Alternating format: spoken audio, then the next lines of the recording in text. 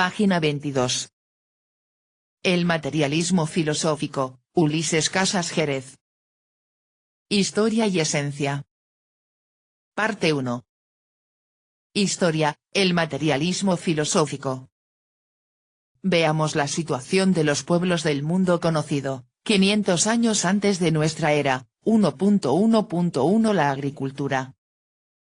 En China fue la regulación de sus aguas una empresa que empleó la atención del gobierno en una economía fundamentalmente agrícola. Las grandes obras de riego fueron producto del ingenio chino y se concretaron en 1.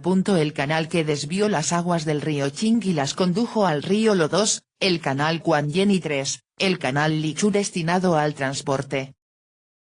La técnica agrícola se desarrolló en gran medida mediante la azada de madera o metal. El arado llegó más tarde. En la India fue menor el desarrollo de las técnicas agrícolas, pero el proceso sigue siendo similar como en todas las sociedades en la perspectiva de obtener los medios de subsistencia que el humano necesita. Mientras tanto, en Grecia las técnicas agrícolas llevaban una dinámica tal que eran tratadas teóricamente por pensadores didácticos como Carmántides de Paros, Apolodoro de Lemnos y Adrotión de Atenas.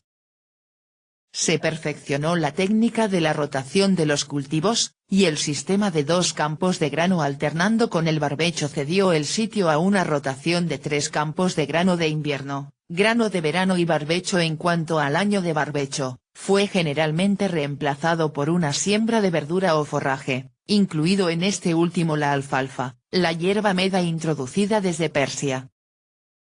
Historia de la humanidad bajo el patrocinio de la UNESCO. Tomo 2, Editorial Planeta Pac. 334. También en Italia, los etruscos lograron un alto rendimiento tecnológico en su agricultura. 1.1.2 La minería y la metalurgia. Teofastro nos dice que, en el año 415 a.D., el ateniense Calias adquirió una fortuna trabajando con el cinabrio español, de Almadén. El método de obtener mercurio del cinabrio está descrito por Teofastro y luego por Dioscórides y Plinio. Idem. Los griegos aprendieron la explotación del oro de Macedonia Oriental. De España también aprendieron el método hidráulico y luego mediante la reconstitución del polvo de oro por medio del mercurio, que luego era eliminado por medio de la filtración y la destilación. Idem. 1.1.3 Los tejidos y la seda. En este campo, la industria fue de mayor desarrollo en China, en donde se constituyó en uno de sus más importantes productos. En Grecia fue la lana el producto que se utilizó para desarrollar la producción de los tejidos. Muchas telas de lino fueron importadas de Egipto. Aristóteles nos dice que la elaboración de la seda a partir de capullos de larvas fue inventada en Caos por una mujer llamada Pamfila. Fueron empleados otros materiales de seda en Amorgos y Tarento para la manufactura de velas, y en la segunda de estas localidades hilaron la pinna, secreción del molusco de igual nombre. Idem. 1.1.4 La cerámica. En China, la cerámica se desarrolló como una producción descentralizada de la acción del Estado. También en el Japón y en la India obtuvo esta rama de la economía un alto nivel de desarrollo.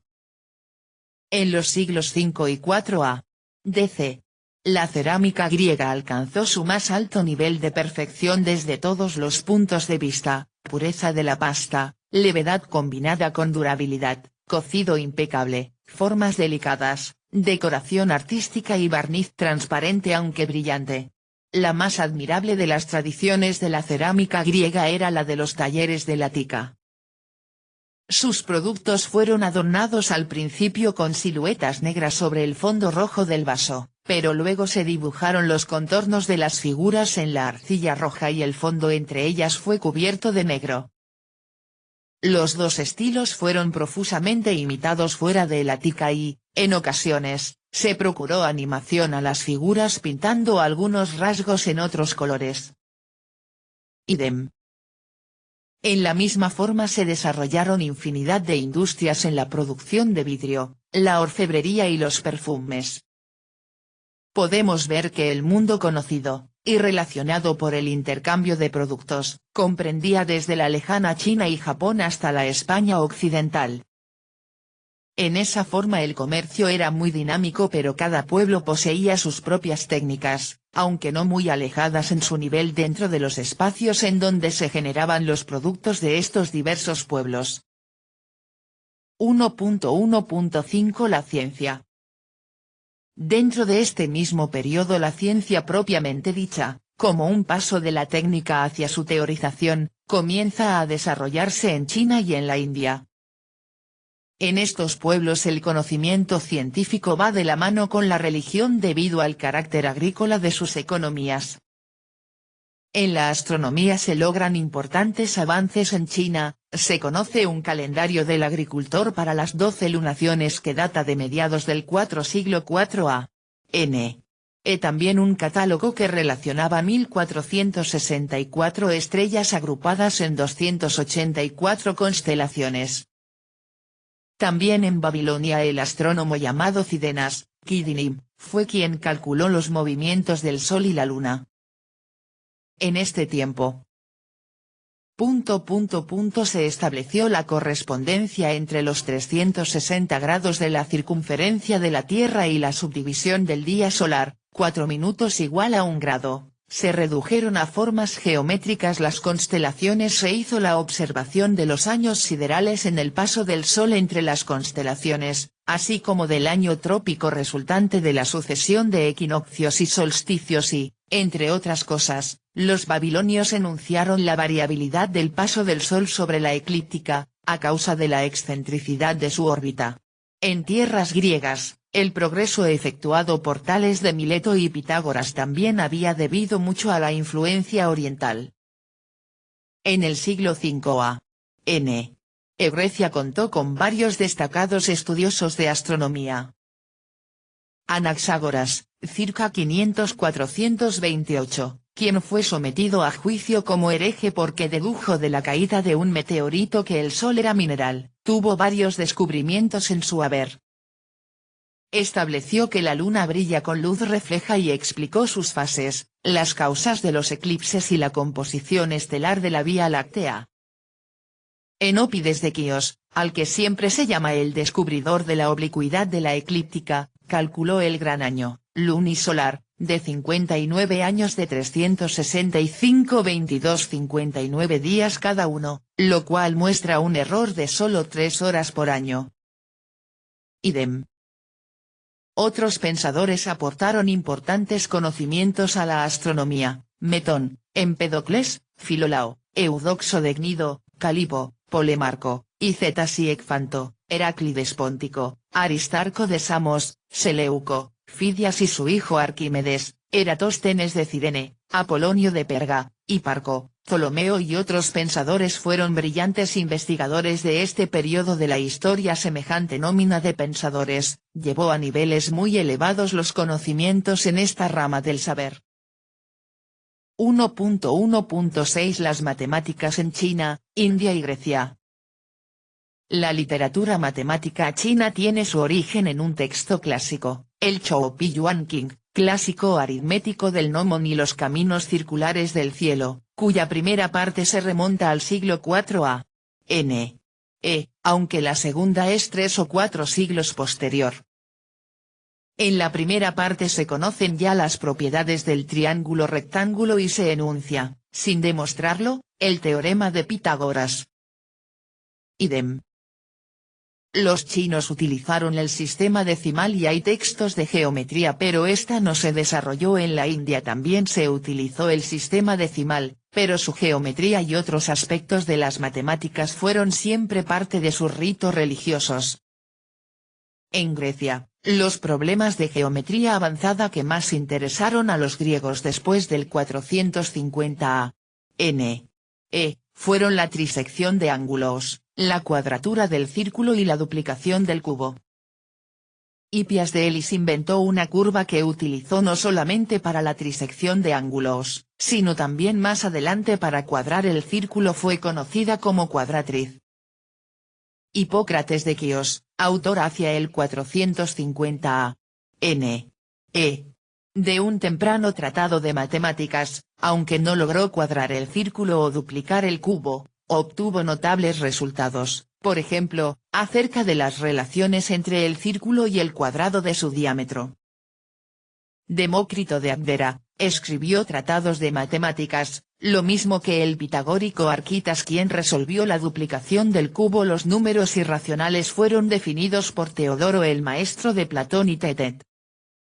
A fines del siglo IV a.N.E. aparecieron los elementos de Euclides en 13 libros.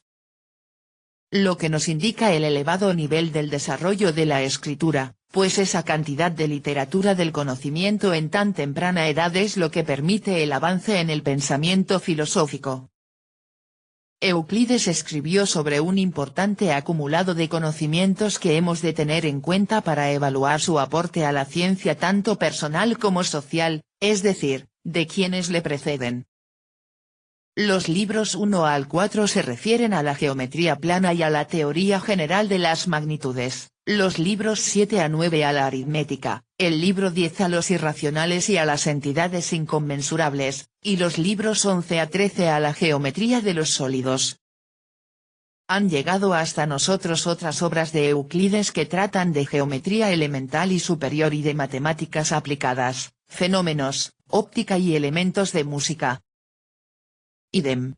Historia, Aristarco de Samos, 310-230, también es un matemático que avanza en el desarrollo de los procesos geométricos, en la trigonometría y la astronomía. Arquímedes de Siracusa, 287-212, es famoso por haber descubierto la ley de los cuerpos flotantes, además, utilizó las leyes de la mecánica para construir máquinas de guerra, tubos hidráulicos, bombas de agua, etc.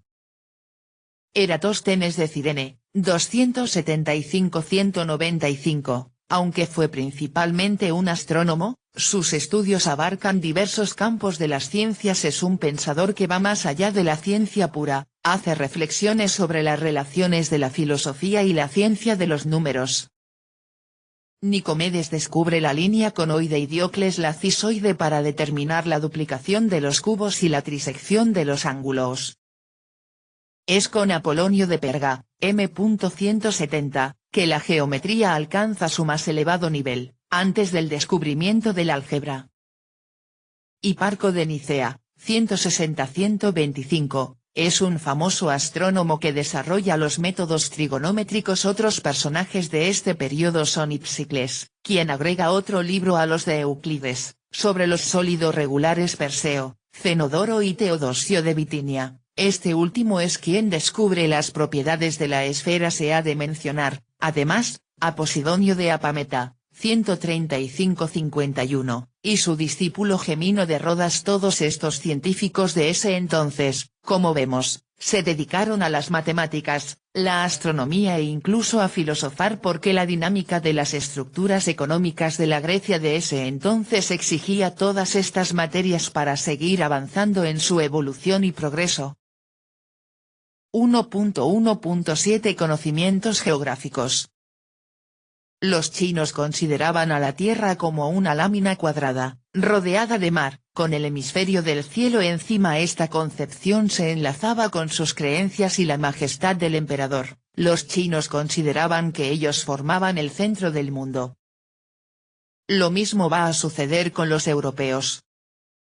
Los griegos utilizaron la teoría esférica de la Tierra, hipótesis de Pitágoras, y con ella explicaban los fenómenos de las estaciones. Eratóstenes fue el primer geógrafo que hizo el cálculo más aproximado de la circunferencia de la Tierra y de su distancia al Sol y la Luna con elementales instrumentos de medición como fueron, una vara y la medición, a pie, de las distancias de los puntos tomados como referencia para ello. Alejandro Magno llevó a historiadores y geómetras en sus expediciones, entre ellos, Betón, Diogneto y Amintas. En esa forma se conoció gran parte de Arabia y hasta la India. Se llegó hasta el norte de África y también hasta el Elba al norte en Alemania.